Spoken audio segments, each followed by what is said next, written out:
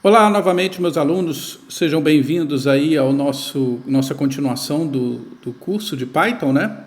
E nós vimos aí no vídeo passado que era fácil criar, né, usando aqui tanto no seu computador quanto no replete.com, como é fácil a gente criar os nossos scripts em Python e fazer eles funcionarem, né? Hoje nós vamos trabalhar um pouco mais com a questão da comparação das variáveis, mas para isso eu vou criar uma pequena atividade, um pequeno joguinho para a gente fazer, um jogo de adivinhação. Tá? Então, vamos criar aqui, deixa eu limpar esse nosso código anterior da aula passada, né? Um código simples demais. Tá? E vamos criar aqui um código diferente, tá? Mas muito parecido com o que a gente já utilizou, né? Vamos usar a possibilidade da gente imprimir, né, o print, tá? E vamos imprimir aqui, vamos botar uma decoração aqui, depois a gente ajeita essa decoração, vamos botar assim, print, jogo, vou botar assim, adivinha o número.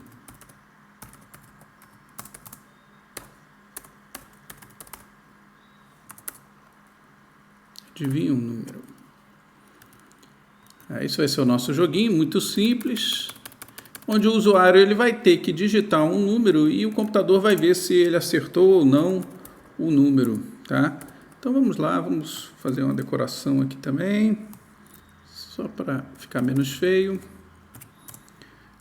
Então a primeira coisa que a gente precisa fazer aí é declarar qual é esse número, tá? Então vamos botar esse número, chamar ele de segredo, por exemplo. Segredo é igual a um número. Tá? Por enquanto a gente vai definir qual é esse número e eu vou botar o número 42. Tá? Então o segredo recebe 42. Para aqueles que são mais nerds vão entender por que eu escolhi esse número, tá? Senão fiquem aí pensando sobre o assunto. O segredo é igual a 42. Além disso, nós vamos ter que pedir para o usuário digitar um número.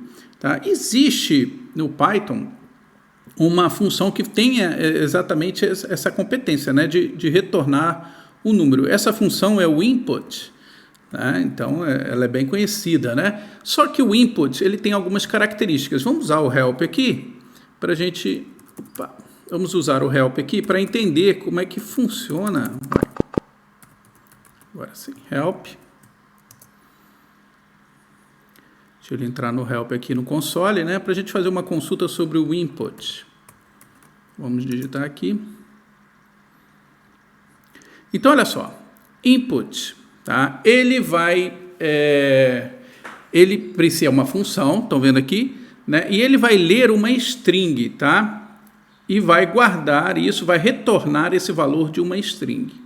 Então, a gente pode guardar essa string numa variável. Vamos fazer o seguinte, vamos criar uma variável chamada número, num, recebe o input, tá? E eu posso, como está aqui no prompt, né, aqui no console, eu posso passar aqui qualquer string que ele vai me retornar depois de um enter, tá? Então, vamos botar assim, ó. Input, digite um número, tá? Digite um número, vou dar um espaço aqui, tá? E ele vai pegar esse número e guardar em num, tá? Para a gente ter certeza que isso está funcionando, vamos fazer assim, ó, vamos fazer um print, tá? E vamos colocar aqui, você digitou, vamos botar aqui, vírgula, num, né? Então, falando para ele, aqui ele está botando na tela, né, qual o número que você digitou e ficou armazenado aqui em num. Muito bem, vamos ver se isso está funcionando. Vamos rodar aqui, deixa eu sair do help aqui, para a gente retornar ao console. Ok, vamos limpar a tela aqui para ficar mais organizado, tá, pessoal? Lembrando que eu estou apertando aqui o Ctrl L, né? Está um pouco lento o emulador hoje.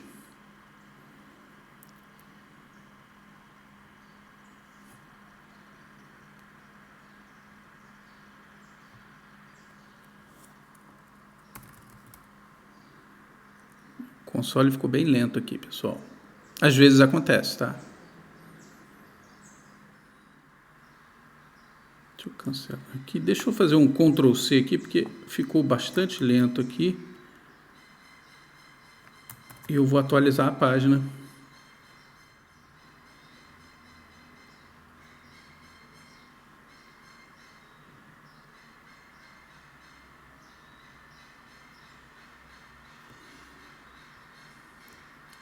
Ok, vamos lá, vamos tentar rodar agora que eu atualizei a página, né? Vamos ver se ele rodou. Beleza. Então, observem bem, ele colocou lá, adivinha um número, né? Digite um número, vamos botar aqui o número 42, tá? E ele falou, você digitou 42. Muito bem, então agora vamos fazer o seguinte, vamos testar esse número, né? Eu quero ver se o número que o usuário digitar aqui vai corresponder ao número do segredo, né? O número que está armazenado aqui em segredo. Tá legal? Então vamos lá, pessoal. Para fazer isso, a gente vai usar um comparador, que é o if. Tá? O if é muito simples, basta eu digitar aqui if, quais são os números que eu quero comparar. Então, eu quero comparar segredo com num, que é o que o usuário digitou. Tá? Se isso for igual, ó, reparem aqui algumas coisas sobre a sintaxe do Python. Tá? A abertura de bloco ela é feita utilizando esses dois pontos. Então, a gente já conhece de outras linguagens que existe if e else, seria o se e o se não, né? Agora, quando começa o se, né, é feito a partir desses dois pontos, tá? Então, se... Então, a gente precisa digitar, e a gente tem que lembrar, tá, pessoal, que no Python é importante que tenha indentação, tá? É importante que a gente faça sempre essa indentação aqui, tá? O que marca o fim do bloco é justamente o encerramento desse recuo que a gente faz aqui, tá? Então, olha só, se segredo for igual a número, vamos imprimir uma coisa aqui na tela, tipo print, você acertou. Botão R aqui, você acertou. Ok, finalizamos esse bloco. Se não, olha lá, ó, e eu abro novamente o bloco, olha lá os dois pontinhos. Tá? Reparem que o próprio editor já fez o recuo aqui para mim, né? Print.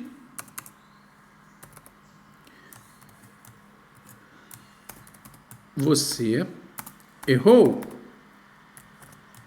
Tá? Então, se os números forem iguais, ele vai imprimir, né, você acertou. Se os números forem diferentes, vai imprimir, você errou. E para encerrar esse bloco, olha lá, ó, repare que ele mesmo marcou aqui, né, ó, tá? O que é o... Mas como que ele sabe que o bloco terminou aqui? Justamente por causa desse recuo. Enquanto os comandos estiverem recuados aqui, pertencem a esse if. Tá? Como o else não ficou recuado, ele é fora desse bloco. Tá? Iniciou um novo bloco. E aqui esse programa, esse print aqui, ó, print, vamos botar aqui, fim do jogo.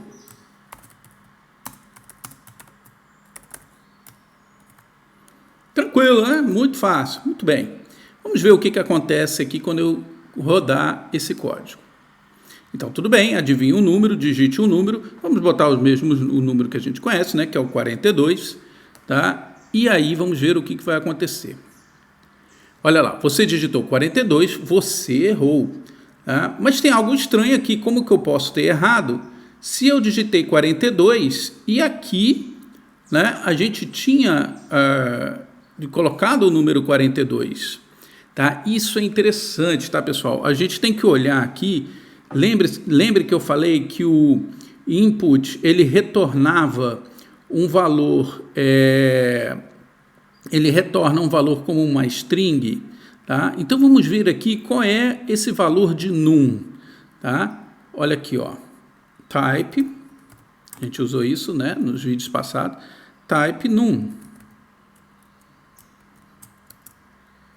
Reparem que ele está dizendo que num que a gente criou aqui, ele é uma string. Tá? E type, vamos ver o type segredo.